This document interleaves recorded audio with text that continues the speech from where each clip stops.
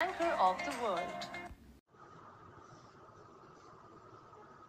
बोलो जयकारा बोल मेरे श्री गुरु महाराज की जय।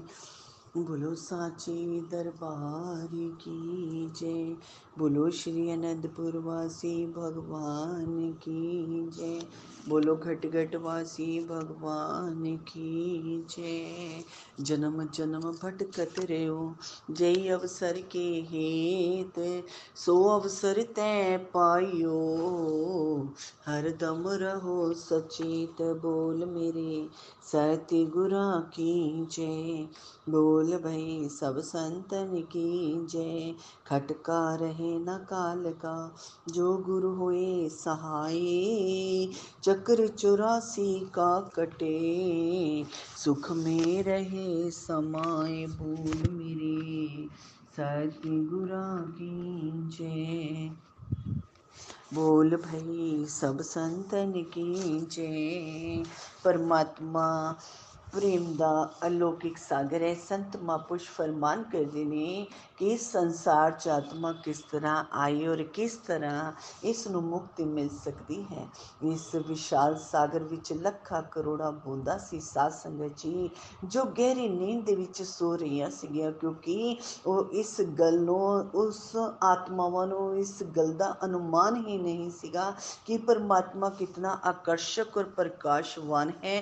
ਹਰ ਇੱਕ ਬੂੰਦ ਪ੍ਰਕਾਸ਼ ਦੇ ਅਥਾਹ ਸਾਗਰ ਦੀ ਇੱਕ ਨੰਨੀ ਸੀ ਬੂੰਦ ਸੀ। ਹਰ ਨੰਨੀ ਬੂੰਦ ਆਤਮਾ ਕਹਿਲਾਈ। ਤੁਸੀਂ ਵੀ ਔਰ ਅਸੀਂ ਵੀ ਇਹ ਨੰਨੀ ਬੂੰਦਾਂ ਵਿੱਚੋਂ ਇੱਕ ਹਾਂ। ਪਰਮਾਤਮਾ ਦੇ ਅੰਦਰ ਸਾਧ ਸੰਗਤ ਜੀ ਸ੍ਰਿਸ਼ਟੀ ਰਚਨਾ ਕਰਨ ਦੀ ਮੌਜ ਉੱਠੀ। ਪਰਮਾਤਮਾ ਨੇ ਆਪਣੇ ਵਿੱਚੋਂ ਸ਼ਬਦ ਔਰ ਪ੍ਰਕਾਸ਼ ਦੀ ਜਗਮਗ ਕਰਦੀ ਹੋਈ ਲਹਿਰ ਨੂੰ ਪ੍ਰਗਟ ਕੀਤਾ ਔਰ ਇਸ ਨਾਲ ਸੰਪੂਰਨ ਸ੍ਰਿਸ਼ਟੀ ਦੀ ਰਚਨਾ ਕਰ ਦਿੱਤੀ। परमात्मा ने बनाए आकाश, सूर्य, चांद, तारे, पर्वत, नदियां, रेगिस्तान, झीलां और भी ना जाने कैसी कैसी सृष्टि की रचना की थी।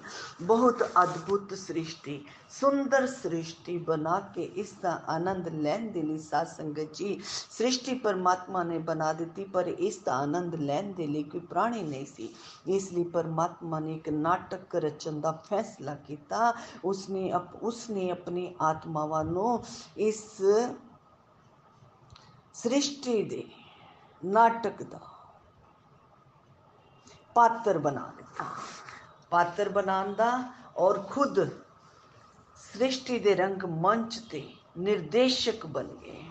अपने नाटक का नाम उन्होंने की रखा, जीवन रख दिता। तकरीबन सब आत्मावां उस नाटक दे विच भाग लेना चाहदियां भी सी और कुछ एक नहीं सी। परमात्मा ने उन्होंने किया कि तुसी अथा प्रेम दे सागर दी बूंद अपने घर नूं छड्ड के सृष्टि दे रंग मंच ते अभिनय करन दे लई, नाटक करन दे लई नीचे जा सकदियां हो। पर वो नन्हे बूंदा विचों कुछ आत्मा रूपी बूंदा इस तरह दियां सी जो इस सृष्टि दे विच आउण दे लई तैयार नहीं सी।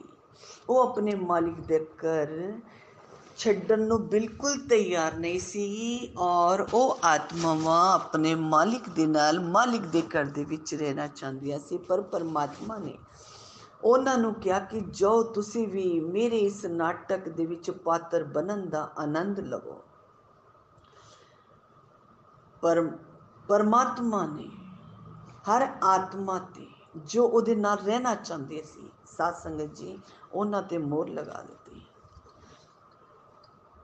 ਕਿਸ ਤਰ੍ਹਾਂ ਕਿ ਉਹਨਾਂ ਨਾਲ ਵਾਅਦਾ ਕੀਤਾ ਕਿ ਇੱਕ ਦਿਨ ਮੈਂ ਤੁਹਾਨੂੰ ਤੁਹਾਡੇ ਅਸਲੀ ਘਰ ਬੁਲਵਾ ਲਵਾਂਗਾ। ਜਿਹੜੀਆਂ ਬਾਕੀ ਆਤਮਾਵਾਂ ਸੀ ਉਹਨਾਂ ਨੂੰ ਵੀ ਪਰਮਾਤਮਾ ਨੇ ਕਿਹਾ, ਅਗਰ ਤੁਸੀਂ ਵੀ ਕਦੀ ਘਰ ਵਾਪਿਸ ਆਣਾ ਚਾਹੋ ਤੇ ਮੈਂ ਤੁਹਾਡੇ ਤੇ ਵੀ ਆਪਣੀ ਮੋਹਰ ਲਗਾ ਦੇਵਾਂਗਾ ਔਰ ਆਪਣੀ ਅਪਾਰ ਦਇਆ ਮਿਹਰ ਦੇ ਨਾਲ ਨਿਜ ਘਰ ਵਾਪਿਸ ਪਹੁੰਚਾਉਣ ਦੇ ਵਿੱਚ ਤੁਹਾਡੀ ਵੀ ਸਹਾਇਤਾ ਕਰਾਂਗਾ। ਔਰ ਇਸ ਤਰ੍ਹਾਂ ਪਰਮੇਸ਼ਵਰ ਦੀਆਂ ਸਭ ਨੰਨੇ ਬੂੰਦਾਂ ਨੇ ਆਪਣਾ ਨਿਜ ਘਰ ਛੱਡ ਦਿੱਤਾ। ਆਸ਼ਚਰਯਜਨਕ ਮੰਡਲਾਂ 'ਚ ਹੁੰਦੀ ਹੋਈ ਆਤਮਾ ਧਰਤੀ 'ਤੇ ਉਤਰੀ, ਇਸ ਸੰਸਾਰ ਦੇ ਰੰਗ ਮੰਚ 'ਤੇ ਉਤਰੀ ਜਿੱਥੇ ਅਸੀਂ ਹੁਣ ਰਹਿ ਰਹੇ ਹਾਂ। ਹੁਣ ਨਾਟਕ ਸ਼ੁਰੂ ਹੋਣ ਦੇ ਲਈ ਸਾਧ ਸੰਗਤ ਜੀ ਤਿਆਰ ਹੈ। ਪਰਮਾਤਮਾ ਨੇ ਆਤਮਾ ਨੂੰ ਇੱਕ ਪੋਸ਼ਾਕ ਪਹਿਨਾ ਦਿੱਤੀ ਤਾਂ ਕਿ ਪ੍ਰਕਾਸ਼ ਦੀ ਹਰ ਨੰਨੀ ਬੂੰਦ ਉਸ ਦੇ ਨਾਟਕ ਜੀਵਨ ਦੇ ਵਿੱਚ ਭੂਮਿਕਾ ਨਿਭਾਉਣ ਦੇ ਲਈ ਤਿਆਰ ਹੋ ਜਾਏ। ਆਤਮਾ ਦੀ ਇਸ ਪੋਸ਼ਾਕ ਨੂੰ ਸਰੀਰ ਕਹਿੰਦੇ ਹੈ। ਧਰਤੀ ਤੇ ਹਰ ਆਤਮਾ ਨੇ ਸਰੀਰ ਦੀ ਪੋਸ਼ਾਕ ਪਾਈ ਹੋਈ ਹੈ।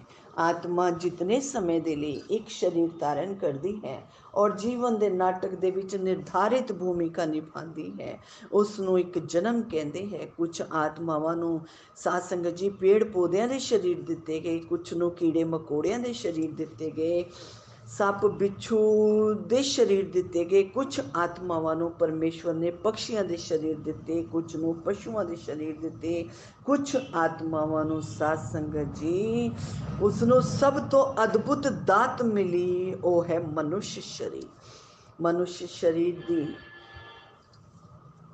ਦਾਤ ਅਨੋਖੀ ਹੈ, ਪਰਮਾਤਮਾ ਦੀ ਵਿਸ਼ੇਸ਼ ਕ੍ਰਿਤੀ ਹੈ। ਮਨੁੱਖ ਸਰੀਰ ਜਿਸ ਨੂੰ ਵੀ ਪ੍ਰਾਪਤ ਹੋਇਆ, ਪਰ ਇਸ ਦੀ ਸੋਚ ਸਭ ਮਨੁੱਖ ਜੀਵਾਂ ਨੂੰ ਨਹੀਂ ਹੈ, ਕਿਸੇ ਵਿਰਲੇ ਨੂੰ ਹੈ। ਸਰੀਰਾਂ ਦੀ ਪੋਸ਼ਾਕ ਪਾਈ ਆਤਮਾਵਾਂ ਅਲੱਗ-ਅਲੱਗ ਦਿਖਾਈ ਦੇਣ ਲੱਗ ਪਈਆਂ। ਕਿਸੇ ਨੇ ਪੇੜ ਪੌਦਿਆਂ ਦਾ ਸਰੀਰ ਧਾਰਨ ਕੀਤਾ, ਕਿਸੇ ਨੇ ਪਕਸ਼ੀਆਂ ਦਾ, ਕਿਸੇ ਨੇ ਪਸ਼ੂਆਂ ਦਾ, ਕਿਸੇ ਨੇ ਕੀੜੇ ਮਕੌੜਿਆਂ ਦਾ, ਪਰ ਅਲੱਗ-ਅਲੱਗ ਸਰੀਰਾਂ ਦੇ ਵਿੱਚ ਛਿਪੀ ਹੋਈ ਉਹੀ ਪ੍ਰਕਾਸ਼ ਦੀ ਨੰਨੀ ਬੂੰਦ ਹੈ। ਅਸੀਂ ਸਭ ਇੱਕ ਹੀ ਪਰਿਵਾਰ ਦੇ ਸਦੱਸਿਆ ਹੈ। ਕੁਲ ਮਾਲਿਕ ਪਰਮਾਤਮਾ ਹੀ ਸਭ ਦਾ ਪਿਤਾ ਹੈ। ਅਸੀਂ ਹਰ ਪ੍ਰਾਣੀ ਦੇ ਨਾਲ ਦਇਆ, ਨਮਰਤਾ ਔਰ ਪ੍ਰੇਮ ਦਾ ਵਿਵਹਾਰ ਕਰਨਾ ਹੈ, ਕਿਉਂਕਿ ਹਰ ਪ੍ਰਾਣੀ ਦੇ ਅੰਦਰ ਆਤਮਾ ਦਾ ਵਾਸ ਹੈ।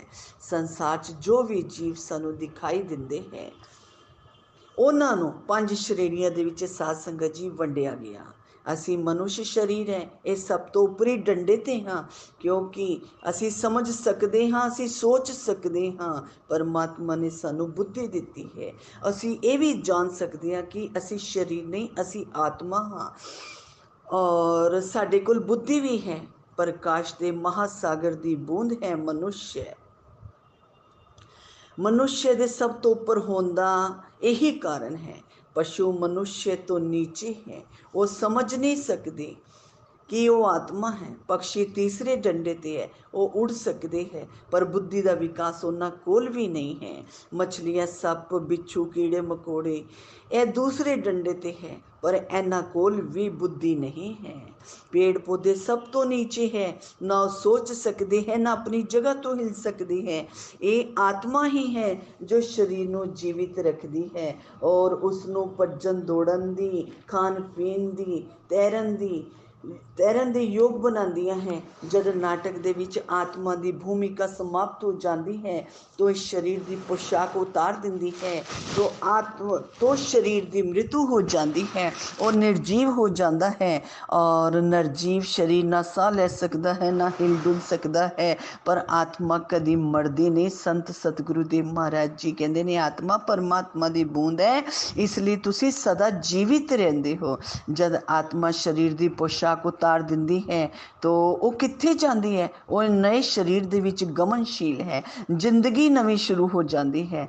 इस सृष्टि के रंग मंच ते नई भूमिका उसनू दे दिती जाती है और एक होर नई पोशाक उस आत्मा नू पहना दिती जाती है। इसी नू जन्म कहते हैं। आत्मा किसी भी प्राणी के रूप दे विच जन्म लै सकती है। हो सकता है कि किते तुसी सेब दे वृक्ष की भूमिका निभाओ, हो सकता है दूसरे जन्म दे विच शेर या मछली की पोशाक पहन सकते हो सकता है एक हिंदुस्तानी लड़के की भूमिका मिल जाए, हो सकता है एक अमेरिकन लड़की की भूमिका मिल जाए।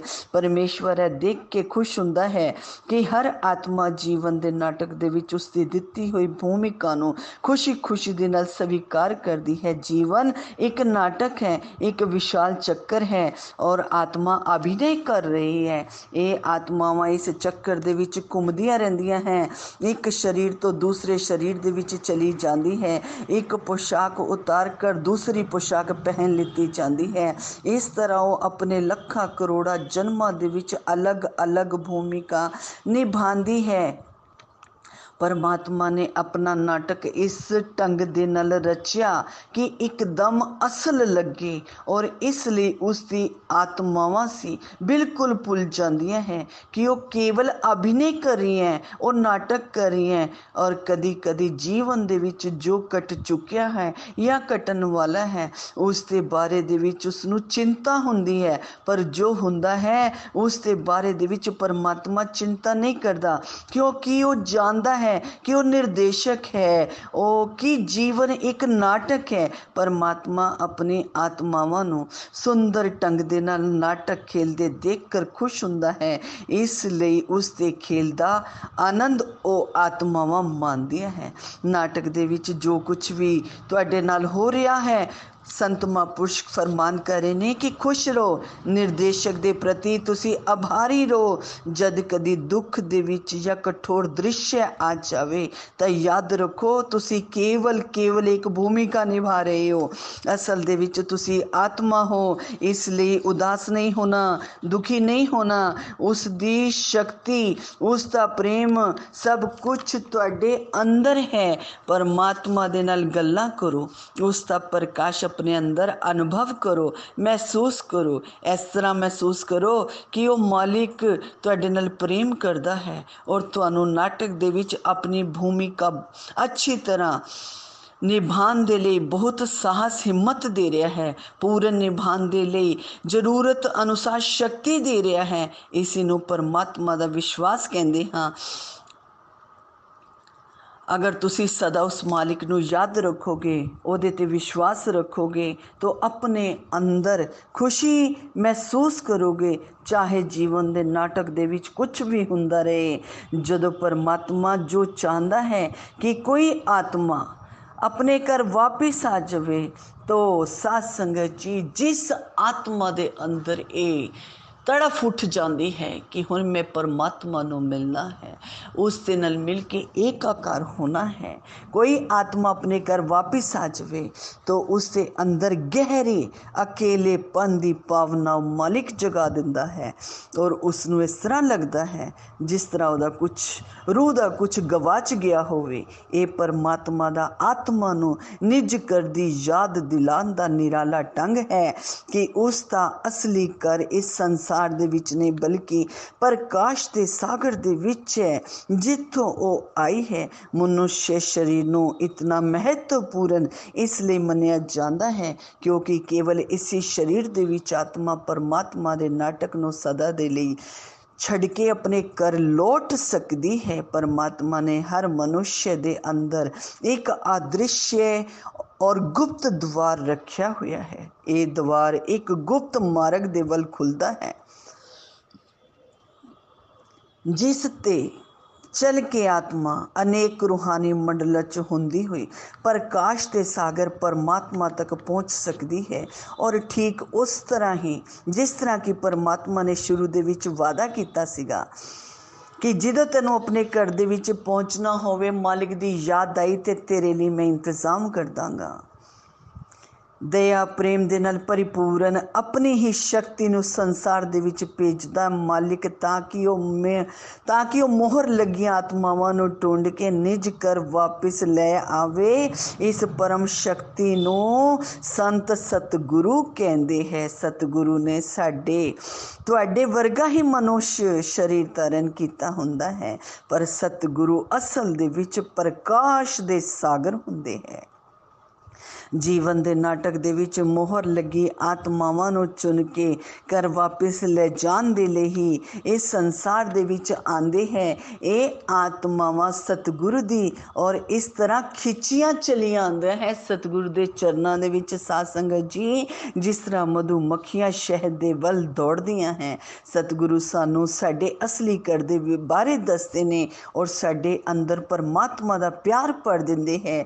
जद कोई मनुष्य सच्चे मन मन दे नाल प्रकाश के सागर दे विच जाना चाहता है, सतगुरु उसकी युक्ति सिखा देंदे हैं। उस आत्मा नूं अपनी आत्मा का स्पर्श प्रदान करते हैं, जिस दे विच दोनों प्रेम के अटूट बंधन दे विच बंध जाते हैं। सतगुरु उस आत्मा नूं वापिस कर पहुँचाने का वचन दिंदे हैं। सतगुरु उस मनुष्य नूं सिखांदे हैं किस तरह अखा बंद करनियां है, शांत और स्थिर बैठ के प्रेम दे नाल परमात्मा दा सिमरन करना है, ओदी याद करनी है, ओदा ध्यान करना है। इस तरह कहंदे है कुछ समय दे लई जीवन दे नाटक दे विच जिहड़ी रूह अपनी भूमिका निभा रही हुंदी है, मालिक दे वचनां अनुसार सिमरन करदी करदी एक बार उसनूं सब कुछ भुल जाता है। वो आत्मा शांत और स्थिर हो जाती है कि उसनूं अपने अंतर परमात्मा दे कर दे विचों आ रहे शब्द दी लहरां दा अद्भुत संगीत सुनाई देन लगदा है और शब्द तारा दा चमचमांदा प्रकाश दिखाई देन लग पैंदा है, जो प्रकाश दे महासागर परमात्मा दे विच ही जा समांदा है। एक दिन साध संगत जी गुप्त द्वार खुल जाता है, ओदे पिछे छिपिया होया रस्ता दिखाई देन लग पैंदा है। खुशी दे नाल पुलकित आत्मा साध संगत जी दहलीज नूं लंघदी हुई एक नवें आकर्षक जगत दे, इस दुनिया दा संसार नहीं साध संगत जी, संसार उपरली दुनिया वखरी है, ये भौतिक दुनिया है। आकर्षक जगत दे सितारिਆਂ दे विच जगमगांदे प्रकाश दे विच आत्मा प्रवेश करती है। शब्द और प्रकाश की संगीतमय उज्जवल धारा दे नाल आत्मा उस गुप्त रस्ते ते अगे ही अगे वधदी चली जाती है और फिर प्रकाश तो जगमगांदे उस मंडल दे विच एक विचित्र घटना घटती है। वह है आत्मा का आनंद विभोर कर देन वाला एक दिव्य दृश्य जो आत्मा नूं दिखाई दिंदा है। सतगुरु दा अद्भुत नूरी स्वरूप केवल और केवल प्रकाश की तारा दा बनिया स्वरूप खुशी दे नाल नचदी हुई आत्मा ओदे विच समा के सतगुरु दे प्रेम प्रबल प्रवाह दे विच बहंदी हुई अपने घर दे वल खिंची खिंची खिंची चली जा रही है और एक गुप्त मार्ग सतगुरु और आत्मा नूं अनेक सुंदर और अनूठे अलौकिक मंडलों के विचों लैंदा होया पहुँच जाता है। आखिरी मोड़ ते मुड़दे की देखते हैं कि दूर बहुत दूर तो उस आत्मा का स्वागत करने की तैयारी कर रही हुंदे है। घर दे प्रकाश दी जिस घर दे विच आत्मा ने पहुँचना है साध संगत जी, जेड़ी आत्मा परमात्मा नूं मिलन वास्ते ललायत है, दूरों ही दूरों उसनूं बहुत प्रकाश दिखाई दिंदा है। घर दे प्रकाश दी उज्जवल किरना परमात्मा दे नाल मिलन दे लई आतुर और परमात्मा दे विच डूबी हुई आत्मा बहुत तेजी दे नाल अगे वधदी है, जद तक कि परमात्मा दे द्वार तक नहीं पहुंच जाती और फिर प्रकाश दी कोंद दे विच द्वार खुलता है। इतना जबरदस्त साध संगत जी प्रकाश हुंदा है और जिसका अनुमान असी नहीं लगा सकते। उस प्रकाश दी कोंद दे विच द्वार खुलता है, सतगुरु आत्मा नूं यानी कि उस नन्हे बूंद नूं फिर दोबारा प्रकाश के महासागर दे विच वलीन कर दिंदे हैं और परम पिता परमात्मा दे विच समाई आत्मा सदा दे लई सुखी शांति और आनंद दे विच भरपूर होके सदा लई मालिक दे चरनां दे विच विश्राम पांदी है और मालिक दी प्यारी बन के मालिक नाल विहार करदी है। बोलो जयकारा बोल मेरे श्री गुरु महाराज की जय। प्रेम परिचय को पहचान बना देता है, प्रेम परिचय को पहचान बना देता है, प्रेम वीराने को गुलिस्तां बना देता है। मैं आप बीती कहती हूँ औरों की नहीं, मैं आप बीती कहती हूँ औरों की नहीं, प्रेम इंसान को भगवान बना देता है। बोलो जयकारा बोल मेरी श्री गुरु महाराज की जय। बोलो साचे दरबार की जय। बोलो श्री अनंतपुर वासी भगवान की जय। बोलो खटखट वासी भगवान की जय।